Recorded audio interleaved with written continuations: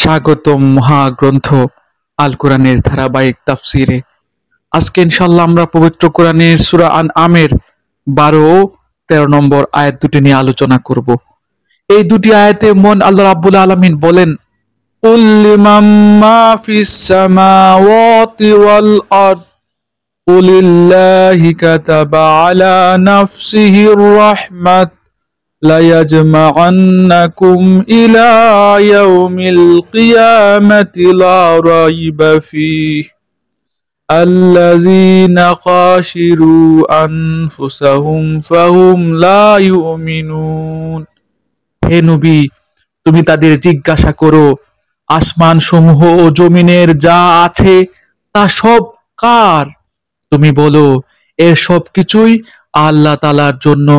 মানুষের উপর দয়া করাটা তিনি তার নিজের উপর কর্তব্য বলে স্থির করে নিয়েছেন। কিয়ামতের দিন তিনি তোমাদের অবশ্যই জড়ো করবেন, এতে বিন্দু মাত্র সন্দেহ নেই। সত্য স্বীকার করে যারা নিজেদের ক্ষতি সাধন করছে, তারা এমন একটি দিনের আগমনকে কখনোই বিশ্বাস করে না। وَلَهُ مَا سَكَنَ فِي اللَّيْلِ وَالنَّهَارِ وَهُوَ السَّمِيعُ الْعَلِيمُ।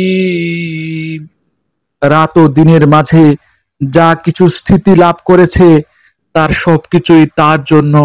তিনি এদের সবার কথা শুনেন এবং সবার অবস্থা দেখেন। আলহামদুলিল্লাহ, চমৎকার দুটি আয়াত।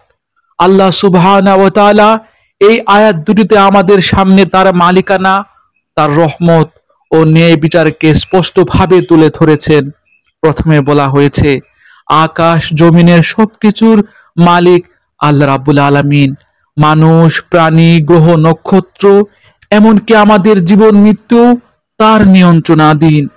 এর দ্বারা আল্লাহ আমাদের স্মরণ করিয়ে দিচ্ছেন যে আমরা কারো দাস নই, আমরা শুধুমাত্র কেবলমাত্র আল্লাহ রাব্বুল আলামিনের দাস। এরপর আল্লাহ রাব্বুল আলামিন ঘোষণা করেছেন তিনি নিজের উপর রহমত করা ফরজ করে নিয়েছেন, অর্থাৎ তার বান্দাদের প্রতি দয়া ও ক্ষমা প্রদর্শন করা আল্লাহর এক বিশেষ গুণ। আমরা যতই পাপ করি না কেন, যদি সত্যিকার ভাবে তওবা করি, যদি সত্যিকার ভাবে আল্লাহর কাছে আত্মসমর্পণ করে ফিরে আসি, তবে আল্লাহর রহমত আমাদের বেষ্টন করে নেবে, আল্লাহর দয়া ক্ষমা আমাদের আচ্ছাদিত করবে। তবে আরো একটি কথা আল্লাহ রাব্বুল আলামিন জানিয়ে দিয়েছেন, কিয়ামতের দিন তিনি আমাদের সবাইকে একত্রিত করবেন, যেদিন কারো পলায়নের কোনো উপায় থাকবে না। ন্যায় বিচারের মাধ্যমে সবাইকে তার কর্মফল দেয়া হবে। এখানে যারা নিজেদের ক্ষতি করে, অর্থাৎ সত্যকে অস্বীকার করে, তারা কখনো এটি বিশ্বাস করতে চাইবে না, পরকালীন জীবনকে মানতে চাইবে না। কিন্তু সত্যি ঘটনা হচ্ছে পরকাল আসবে, পরকালে তারা ভয়াবহ শাস্তির মুখোমুখি হবে।